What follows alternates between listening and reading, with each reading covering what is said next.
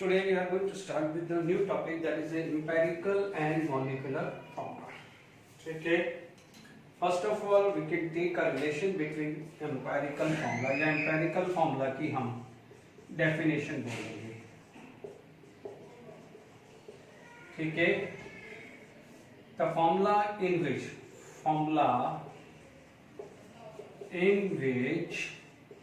element exist in simple ratio. The formula in which element exist in simple ratio. The formula in which element exists in simple ratio. जैसे मान लीजिए आपके पास example आया the molecular formula. मान लीजिए molecular formula. If I am talking about the glucose, the molecular formula of a glucose, it is C6H12O6.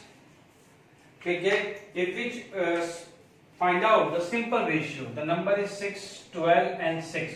Yani which is the lowest number? 6. So if it is divided by 6 or divided by 6 करें, तो यहाँ पर आपके पास empirical formula क्या हो जाएगा?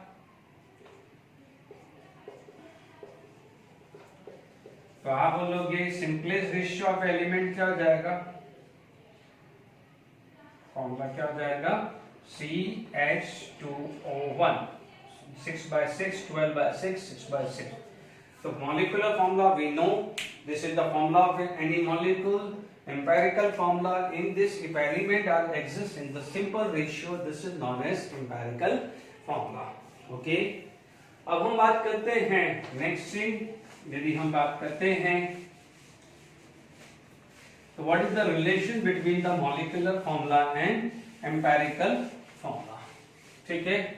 जब हम बात करते हैं मॉलिक्यूलर फॉर्मूला और एम्पिरिकल फॉर्मूला की बात करें तो molecular formula it is equal to empirical formula into n. Empirical formula into n आ जाएगा. अब आप देखेंगे n है तो n is any integer, कोई भी नंबर ले सकते हैं. And what is the formula used to find out this? n क्या हो जाएगा? This is the molar mass given, दिया होगा molar mass given divided by empirical formula mass. ठीक है. This is the first formula. Second formula की बात करें, we know the relation between molar mass and vapour density. तो आपको पता है second and we can write 2 into vapour density. Last lecture में डिस्कस किया था what is the relation between the vapour density and molar mass. Molar mass by 2 is equal to vapour density. क्या पढ़ा था?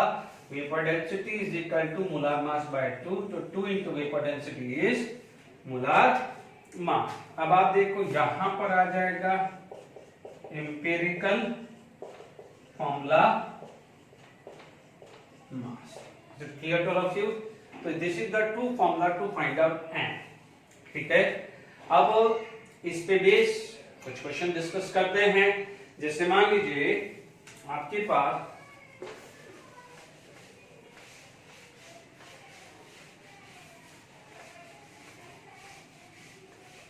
देखिए सिंपल यदि MCQ है, आपसे बोलता है कि क्वेश्चन मान लीजिए कि if empirical formula is CH2, क्या हुआ? Empirical formula is CH2. What would be molecular formula if molar mass is 28? मान लीजिए ये दिया हुआ है. ठीक है. तो सॉल्यूशन क्या बोलता है? We know that molecular formula is equal to empirical formula into n. Is it clear?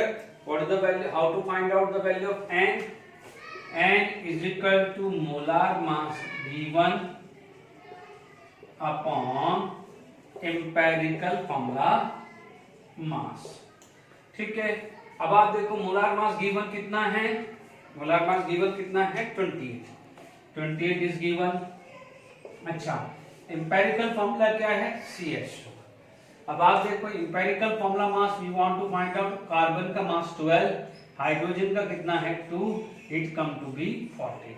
ये आया आपका 14 and the value of n कितना आया 2 आया, वैल्यू ऑफ n कितना गया 2 आया। तो what is the empirical formula CH2 into 2।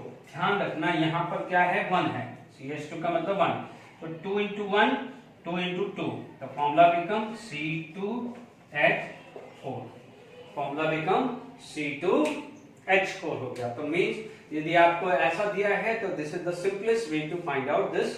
Okay, आगे हम नेक्स्ट बढ़ते हैं, नेक्स्ट एग्जांपल। चलिए,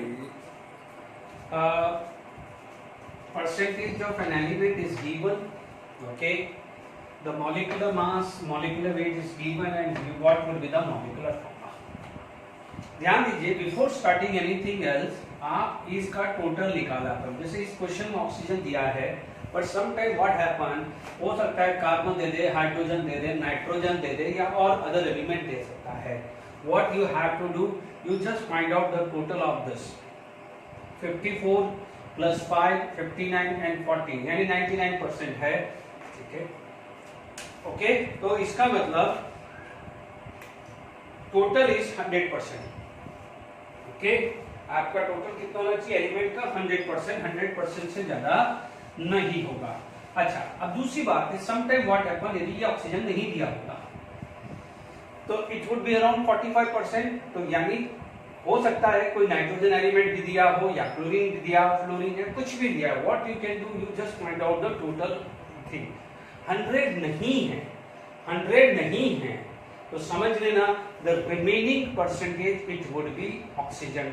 ठीक है, फॉर एग्जांपल यदि ये नहीं दिया होता तो आप देखिए कार्बन और हाइड्रोजन का अप्रोक्सीमेट 45 आता, तो इसका मतलब 100% नहीं हुआ, तो अब बचा कितना 55%, तो 55% इज ऑफ ऑक्सीजन। चलो, इस क्वेश्चन में स्पेसिफाइड किया है, but some time oxygen is not going to be given. तो आप क्या करें, before starting this kind of a numerical, make sure आपको ये परसेंटेज चेक कर लेने का है। अब देखिए what you can do, you can make a table. बिल्कुल सिंपल टेबल बनाना है। आप देखेंगे फर्स्ट इज फॉर एलिमेंट्स, पहले जो है उसमें एलिमेंट रखेंगे, सेकंड में उनका परसेंटेज। मान लीजिए यहाँ एलिमेंट रखा, इसमें उनका परसेंटेज, एटॉमिक मास। ठीक है, मान लीजिए 1 by 1 कॉलम में लिख रहा हूँ। आपको सबसे पहले टेबल बनाना है। ठीक है, मैंने इससे फर्स्ट एग्जांपल, इससे पहले वाला जो एग्जांपल दिया था उस टाइप का जनरली एमसीक्यू में बनेगा, क्योंकि this is the very fast. But जब सब्जेक्टिव करने जा रहे हैं तो इस तरह का मेथड्स होता है। क्लियर? तो सबसे पहला जो कॉलम आता है, this is the column for element, the second column जो एटॉमिक मास उनका, एंड थर्ड कॉलम जो परसेंटेज गिवन है वो, एंड फोर्थ कॉलम आ जाता है नंबर ऑफ मोल। हालांकि नंबर ऑफ मोल टेक्निकली नहीं है, इसको टेक्निकली बोला जाता है एटम नंबर। ठीक है, तो आप उसको आप नंबर ऑफ मोल की तरह ही लीजिए। ठीक है, उसके बाद आप लिखोगे सिंपल रेशियो। ठीक है, ये कॉलम बनते हैं 1 by 1 आया। ठीक है, आपने सबसे पहला एलिमेंट ले लिया carbon, okay, hydrogen, oxygen. Atomic weight of A carbon is 12, atomic weight of hydrogen is 1, oxygen का कितना होता है 16। The wait given for carbon 40.684, 5.085, 54.228। ठीक है, अब इसको तुम मास की तरह ले लो। ठीक है, ये अज्यूम कर लो कि total mass of A compound is 100, तो उसमें 40.9684 is contributed by carbon, 5.085 gram is contributed by hydrogen and 54.228 gram is contributed by oxygen। ठीक है, थर्ड कॉलम क्या होता है आपका नंबर ऑफ मोल्स आ जाता है। यानी नंबर ऑफ मोल्स का फॉर्मूला क्या होता है, We know that it is the mass given divided by atomic mass. तो mass given कितना है 40.684 by 12, 5.085 divided by 1, 54.228 divided by 16. तो आपका नेक्स्ट कॉलम क्या हो जाएगा, नंबर ऑफ मोल्स का आ जाएगा. Is it clear? आप देखिए 40.684 डिवाइडेड बाय 12, ये आया है 3.39. This value come to be 3.39. ये वैल्यू आई. ओके, ये 5.085 भी लेनी है. अब आप देखिए 54.228 डिवाइडेड बाय 16, 3.389 यानी वो भी अप्रोक्सीमेट 39 हुआ. ध्यान रखना यहां पर किसी भी तरह का अप्रोक्सीमेशन नहीं करना है. ज्यादा से ज्यादा सेकेंड या थर्ड डेसिमल में, आई एम रिपीटिंग, वापस कंफ्यूजन नहीं होना चाहिए. सेकेंड और थर्ड डेसिमल पे ही आप अप्रोक्सीमेशन करना. जैसे यहां पर आ रहा था 3.389, तो 389 को मैंने क्या कर दिया 39. आप यहां मत कर देना कि 3.3 को 3 कर दोगे, बहुत गलत हो जाएगा. यहां पर किसी भी तरह का अप्रोक्सीमेशन नहीं करना है. Then what about the next thing, आप क्या करेंगे, नेक्स्ट कॉलम जाएगा, that is going to be a simple ratio. यहां पर आएगा सिंपल रेशियो. हमें पता है when we are going to find out simple ratio, हमें चाहिए लीस्ट वैल्यू. हमें क्या चाहिए, लीस्ट वैल्यू. दोनों सेम है, तो जो लिस्ट वैल्यू है उसको सब से डिवाइड करो. 3.39 divided by 3.39, 5.085 divided by 3.39 sorry, and 3.39 divided by 3.39. ये तो 1 आएगा, ये 1 आएगा. Is it clear? अब आप देखिए 5.085 डिवाइडेड बाय 3.39, ये आ रहा है 1.5, ये आ रहा है 1.5. जब भी 1.5, 1.25, 1.75 आए तो आपको नियर डेसिमल में नहीं लाना है. हाँ, यहां होता लेट इट बी 0.9 समथिंग होता तो वी कैन मेक इट 1, इसको 1 कर सकते हैं. सिंपल रेशियो में अप्रोक्सीमेशन कर सकते हो, यहां नहीं अप्रोक्सीमेशन करना. ध्यान रखना नंबर ऑफ मोल्स के अंदर नो अप्रोक्सीमेशन, और यदि अप्रोक्सीमेशन करोगे बहुत लंबा डिजिट आ रहा है तो थर्ड या सेकंड या थर्ड डिजिट तक करना. यहां पर आपको अप्रोक्सीमेशन कर देना है. Is it clear? ये गलती नहीं होनी चाहिए. मैं एक और एग्जांपल लूंगा तो आपको और कॉन्फिडेंस आ जाएगा. Is it clear? तो हमारे पास जब फॉर्मूला जो आया है तो ध्यान दीजिए C1H1.5O1 इतना ध्यान रखिए. ठीक है, यहां तक आ गया. हम क्या किया, हमने 20% दिया था. Atomic mass is given, atom number निकाला, that is the mass given divided by atomic mass. ठीक है, अब देखिए C1H1.5O1 कभी भी ये फॉर्मूला नहीं होता है. तो कभी भी डेसिमल में तो कोई फॉर्मूला नहीं होता है, भले वो एम्पिरिकल फॉर्मूला हो या मॉलिक्यूलर फॉर्मूला है, कभी भी वो डेसिमल में नहीं होता है. तो जब भी ध्यान रखना ये 1.5 हो तो आप उसको अप्रोक्सीमेट नहीं करेंगे. हाँ, 1.8 होता तो 2 कर सकते थे, या 0.1, 0.2 आता, या 1.1, जैसे मान लीजिए 1.1 है तो उसको 1 कर सकते हो. 1.9 या 1.89 है तो अप्रोक्सीमेट 2 कर सकते हो, बट 1.5 के आसपास नहीं करना है. ठीक है, और आपको आइडिया लग जाएगा. कोई बच्चा बोलेगा सर व्हाट अबाउट 1.45, अरे 1.45 का नियर तो 1.5 हुआ ना. ध्यान दीजिएगा. और वैसे भी आप टेंशन मत लीजिए, न्यूमेरिकल डेटा ही ऐसा देगा कि आपको आइडिया लग जाएगा कि हमें क्या अप्रोक्सीमेशन करना है. ध्यान दीजिए, this is not consider as empirical formula. ये एम्पिरिकल फॉर्मूला नहीं है, क्योंकि अपन ने सिंपल रेशियो में 1.5 निकाला है. ठीक है, ध्यान रखना जब भी ये आ जाता है तो what you can do, you can multiply by 2, multiply by 2, multiply by 2. तो ये कितना आ जाएगा 2, ये आ जाएगा 3, ये आ जाएगा 2. ध्यान दीजिएगा। Is it clear? तो आपका फॉर्मूला, एम्पिरिकल फॉर्मूला ये नहीं आएगा। This can be CH2H3O2। This is consider as a empirical formula, है ना। And what about the empirical formula mass या एम्पिरिकल फॉर्मूला वेट? आप देखिए carbon 12 2 plus 3 into 1 plus 2 into 16।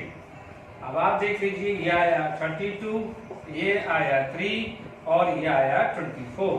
तो आप देखिए 32, 24 और 3, तो ये कितना आ गया 9, ये कितना आ गया 9 और 5 59। तो इट कम टू बी ए 59, यानी एम्पिरिकल फॉर्मूला मास कितना आ गया है 59 आ गया है। Is it clear? अब आप देखिए यहां पर हमारे पास आगे बात करें तो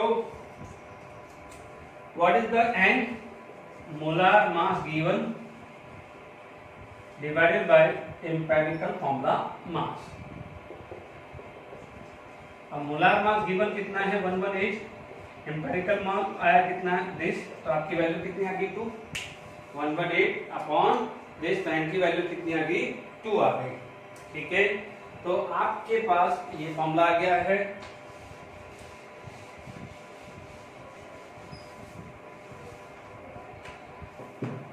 आपको क्लियर हो गया है कि how to find out the 59 is empirical formula mass. 118 given था, तो molar mass given empirical formula mass equal to 2। अब आप देखिए हमारे को पता है molecular formula is equal to empirical formula into n, पढ़ा है अभी। तो what is the empirical formula? This is the empirical formula. तो आप देखेंगे यहां पर एम्पिरिकल फॉर्मूला यदि बात करें तो एम्पिरिकल फॉर्मूला या molecular formula is equal to empirical formula into n की वैल्यू कितनी हुई 2। तो अब आप देखो 2 इंटू 2 4, 3 इंटू 2 6, 2 इंटू 2 4 है। ये क्या है मॉलिक्यूलर फॉर्मूला गया। Is it clear?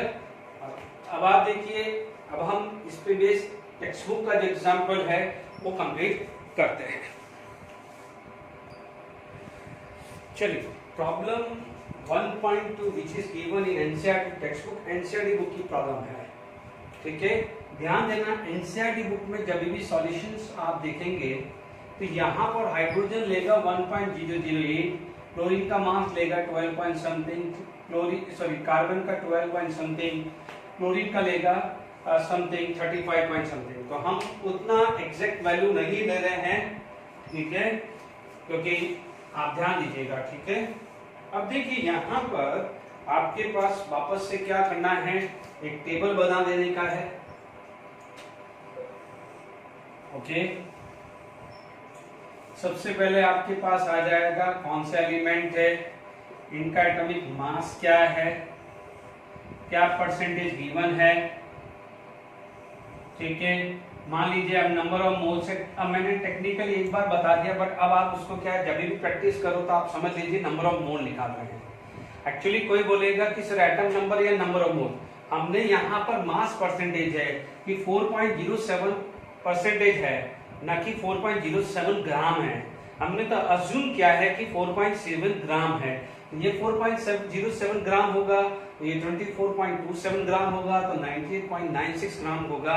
बिकॉज एक कंपाउंड के अंदर percentage of element remains always be constant, it follow the law of constant proportion. तो यहाँ नंबर ऑफ मोल्स आ गया है और लास्ट में क्या आ जाता है सिंपल रेशियो। तो पहले नंबर ऑफ मोल्स तक हम काम करते हैं। Is it clear to all of you? अब आप देखिए यहाँ पर आपके पास दिया है कार्बन, हाइड्रोजन और क्लोरीन।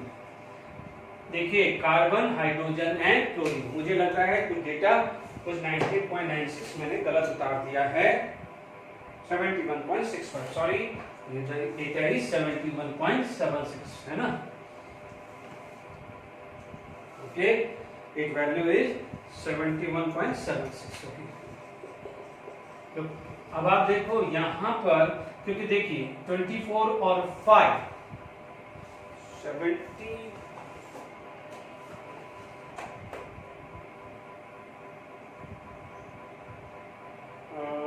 स्क्रीन चेक कर रहा हूं मैं।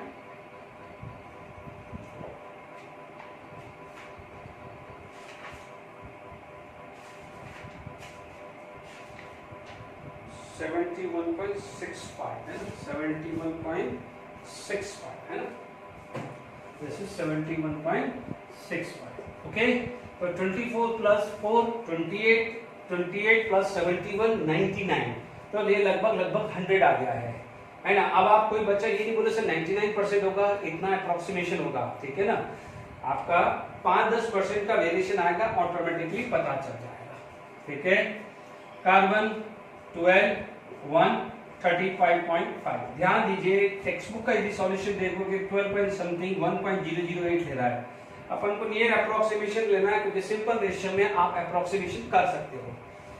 परसेंटेज यहां पर आ गया 24.27, ये आ गया है 4.07, ये आ गया है 71.65। Number of mole 24.27 divided by 12, 4.07 by 1, 71.65 by 35.5। Is it clear to all of you? अब आप देखिए यहाँ पर आपके पास 24.27 डिवाइडेड बाय 12, ये आ रहा है 2.02। कितना आ रहा है? 2.02, ठीक है। और ये 71.65 डिवाइडेड बाय 35,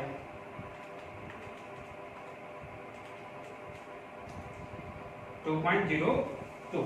तो ध्यान दीजिए यहां पर आपकी वैल्यू जो आ रही है ये 2.02, ये आ रही है 4.07 एंड 2.02 आ रहा है, ठीक है। यहां पर नेक्स्ट कॉलम जो आ जाएगा that is known as simple ratio, ये आ जाएगा सिंपल रेशियो। सिंपल रेशियो में क्या है? This is the lowest value. तो आप क्या बोलोगे? लोएस्ट वैल्यू में क्या करते हैं? डिवाइडेड करते हैं। आप बोलोगे 2.02 divided by 2.02, 4.07 divided by 2.02 and 2.02 divided by 2.02। ये 1 ये अप्रोक्सीमेट कितना आएगा? 2 आएगा। देख लीजिए 2.02 इंटू 2 कितना आएगा? 4.04, यानी लगभग 2 आएगा, ठीक है। तो यहाँ पर आपका सिंपल रेशियो आ गया है। तो अब आप देखिए what is the empirical formula. First क्या है? Find out the empirical formula. तो आप देखेंगे यहाँ पर एम्पिरिकल फॉर्मूला,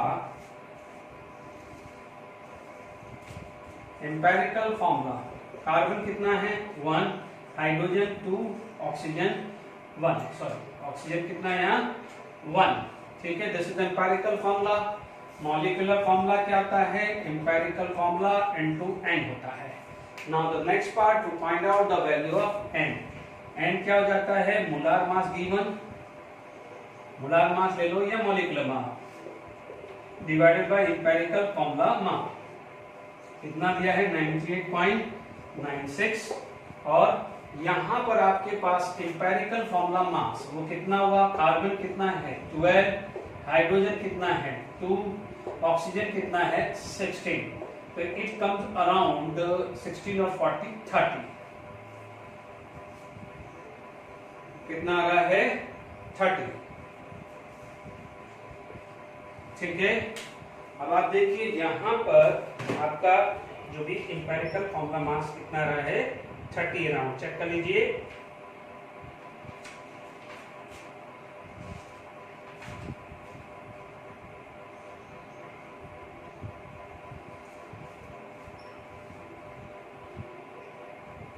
यहाँ Cl आना चाहिए, सॉरी क्लोरीन ले लिया, Cl ये आया है 35.5।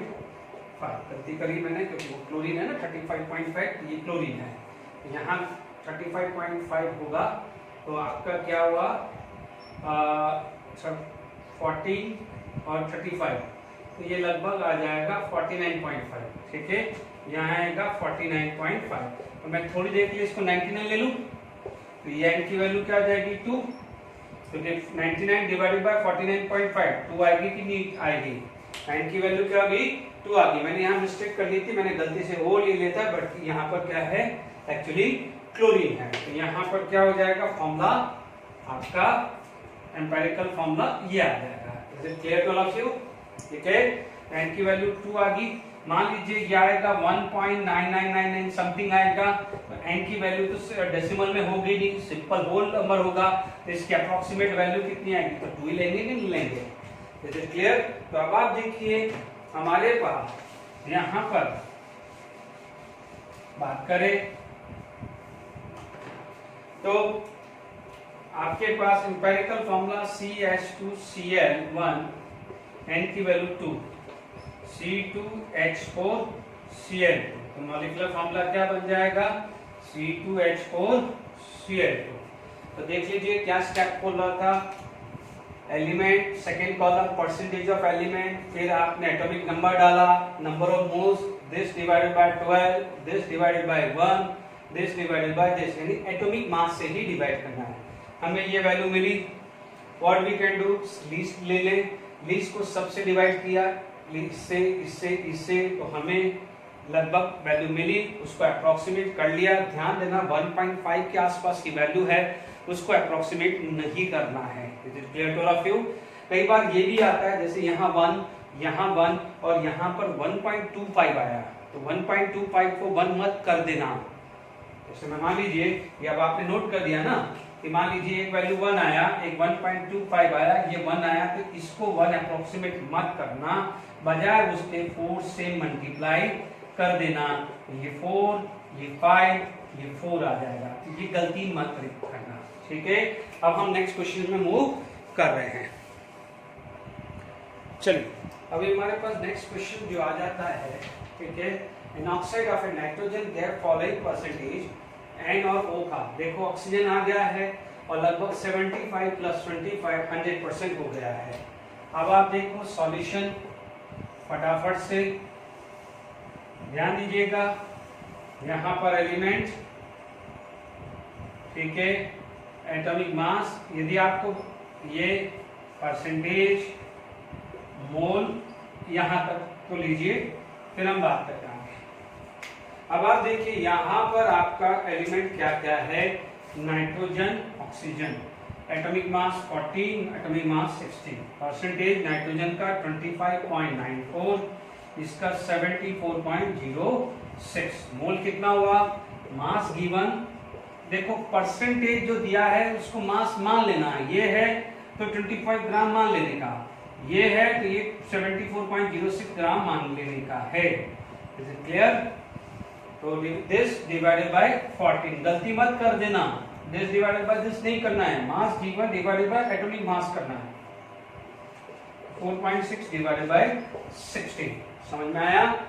ठीक है, ये 14 से डिवाइड किया। अब आप देखिए आपके पास क्या है फाइनली,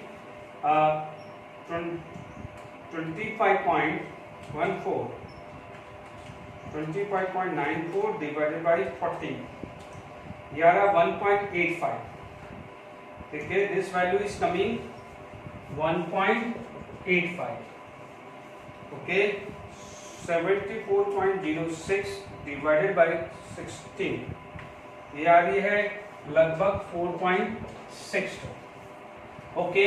दोनों में से लीस्ट वैल्यू कौन है, ये।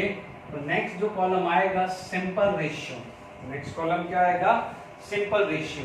तो सिंपल रेशियो में आप क्या बात कर सकते हैं, 1.85 डिवाइड बाय 1.85, 4.62 डिवाइड बाय 1.85।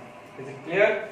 यानी आपने क्या किया है, दोनों में से, मोल में से सिंपल रेशियो निकाला है, ठीक है। This value is less, this value is less, तो 1.85 बाय 1 आ जाएगा 4.62 डिवाइडेड बाय 1.85, ये आएगा 2.49, ये वैल्यू देख लीजिए कैलकुलेट करके 2.49, तो 2.49 यानी आपको 2.5 लेनी है, गलती नहीं करनी है। क्लियर? तो अब आपके पास ये सिचुएशन आ गई है। तो अब आप देखिए इसको क्या कर देने का है, आपके पास 1 है तो इसको 1 है और 2.5 है, तो 1 multiply by 2 and 2.5 multiply by 2 कर देने का है, ये 2, तो ये कितनी आ जाएगी 5। आपका फाइनल आंसर क्या आ गया N2O5। तो ध्यान दीजिए 1.5, 2.5, 3.5, 4.5 तो आप उसमें अप्रोक्सीमेशन नहीं करेंगे, बजाय उसके क्या करेंगे, इसको भी 2 और इसको भी 2 से मल्टीप्लाई करें। लॉजिकली हुआ क्या कि ये रेशियो जो हुआ है 1 डिवाइडेड बाय 5/2 हुआ है ना, 2.5 का मतलब आप 2 से मल्टीप्लाई कर देते हो तो रेशियो क्या हो जाएगा 2/5। आप देख लीजिए 1/5/2 इट इज इक्वल टू 2/5 ही तो होता है। तो कैसे भी समझ लीजिए, आई होप आपको समझ में आ गया, इस 3 इलस्ट्रेशन से क्लियर हो गया कि how to find out empirical formula and if the molecular mass is given how to find out molecular formula. Is it clear? अब हम नेक्स्ट क्वेश्चन मूव करते हैं। चलिए हमारे पास 1 by 1 क्वेश्चन सॉल्व करते हैं। Acetylene and butene have empirical formula CH and CH2।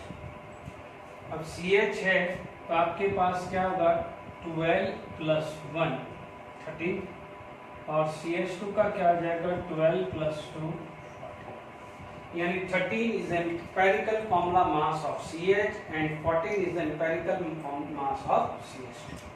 अब देखिए मॉलिक्यूलर फॉर्मूला निकालना है तो इसका जो सॉल्यूशन जो आएगा, इज इट क्लियर? तो आप देखेंगे मोलार मास ऑफ एसिटिलीन 26 दिया है तो n की वैल्यू आ जाएगी 26/13 यानी n की वैल्यू 2। तो एसिटिलीन का molecular formula, what is the empirical formula? CH and what is the value of N2? So this come to be C2H2। याद आएगा? अब आप देखो ये पहला क्लियर हो गया, what is the molecular formula of acetylene? तो वो आ गया आपका C2H2। चलिए ब्यूटीन का पूछें तो देखिए यहाँ पर आपके पास ब्यूटीन है तो ब्यूटीन में N कितना मास गिवन है 56, कितना गिवन है 56 और आपको क्या दिया है 14, ये कितना आ रहा है 4। तो मॉलिक्यूलर फॉर्मूला ऑफ ब्यूटीन कितना है, एम्पिरिकल फॉर्मूला CH2 × 4 C4H8, क्या जाएगा C4H8।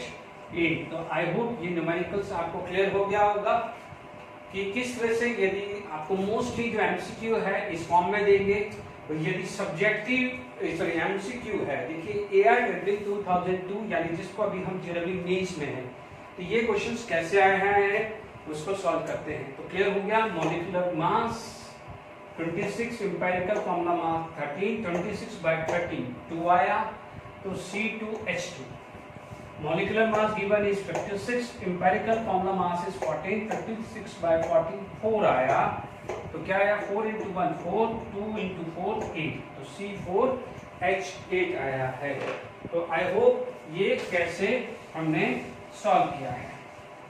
अब देखिए यहां पर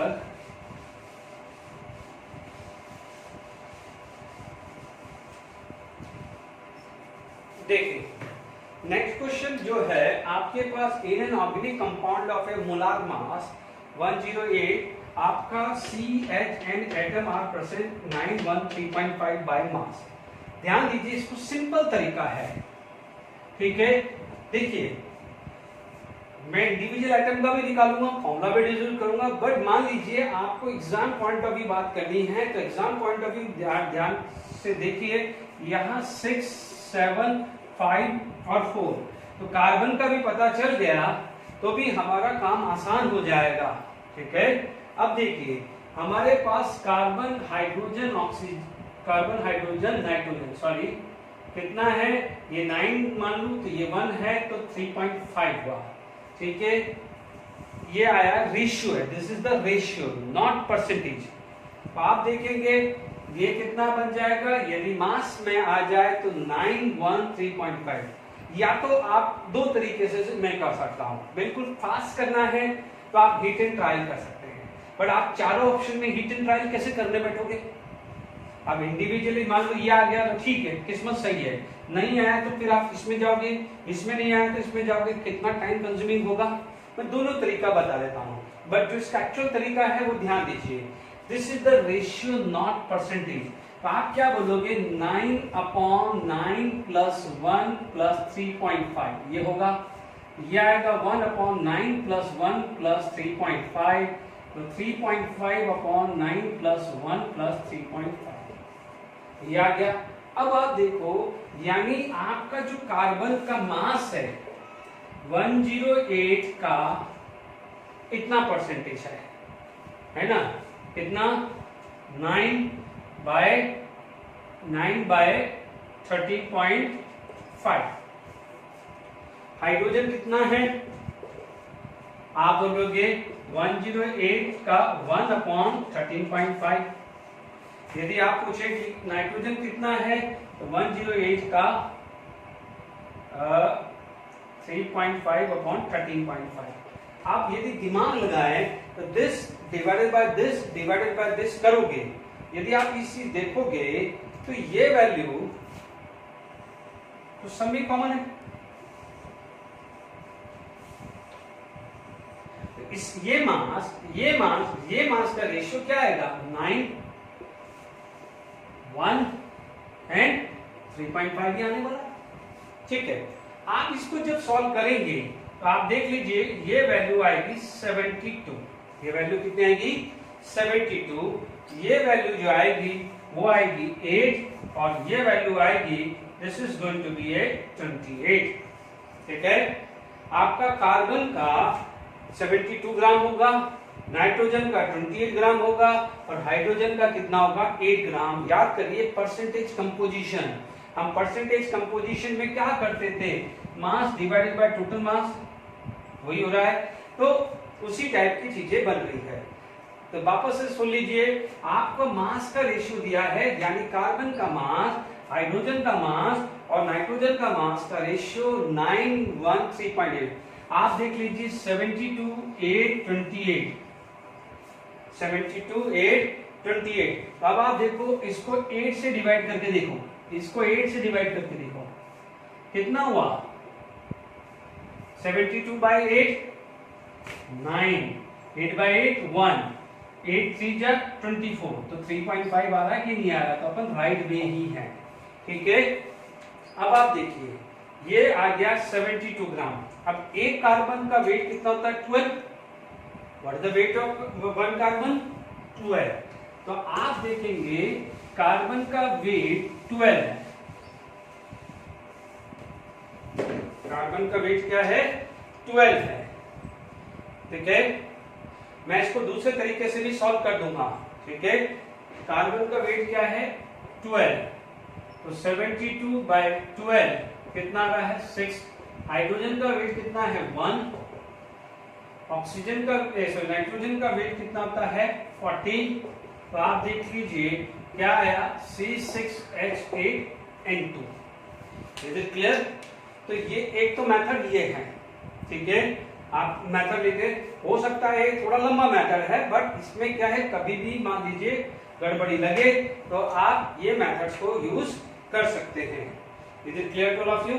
तो यहां पर आपको क्लियर हो जाना चाहिए कि 913.5 था। ठीक है, 108 आपका मोलार मास है। ओके, बात समझ में आ गई? तो गलती से भी कोई बच्चे ये मत कर देना कि कार्बन 9, हाइड्रोजन 1 और नाइट्रोजन 3.5 कर दो। बच्चों यदि यहाँ मोल रेशियो लिखते तो कर सकते थे, मास रेशियो है, गलती नहीं करना। तो आप इसको कभी भी गलती से ये मानना भी मत। Is it clear? तो मास है तो थोड़ा सा लेंथी कैलकुलेशन है, इसीलिए यहाँ पर ध्यान दीजिए, दिमाग लगाइए। यहाँ पर ये वैल्यू अलग अलग दे दी, यानी आपने कार्बन का भी नंबर निकाल दिया तो भी आसान हो गया। वापस सुन लीजिए, आपका 913.5 है तो इसका फ्रैक्शन क्या हो जाएगा 9/this plus this plus this, ये हो जाएगा 1/this, ये हो जाएगा this/this होगा। अब टोटल मास कितना है 108, तो इसका कंट्रीब्यूशन क्या है 108 का 9/this, 108 का 1/this, 108 का 3.5 दिस, यानी 72 gram contributed by carbon, 8 gram contributed by hydrogen and 28 gram contributed by nitrogen. ठीक है, कार्बन का, सिंगल कार्बन का वेट 12 होता है, तो 72/12 6 कार्बन हुए, 8/1 8 हाइड्रोजन हुए, 28/40 क्योंकि एक नाइट्रोजन का वेट 14 होता है, तो 28 कितने हो जाएंगे, 2 हो जाएगा। आप देख लीजिए थोड़ा लेंथी है but it is very simple method. Okay, अब आपने यहाँ पर हमने एम्पिरिकल फॉर्मूला और मॉलिक्यूलर फॉर्मूला पढ़ा है, ठीक है। अब देखिए I think this is sufficient for your practice. बाकी जो रेस्ट ऑफ जो प्रैक्टिस है वो हम न्यूमेरिकल शीट एमसीक्यू फॉर्म में या न्यूमेरिकल फॉर्म में करेंगे, जो आपको आसानी से समझ में आएगा। Okay, for today thank you very much.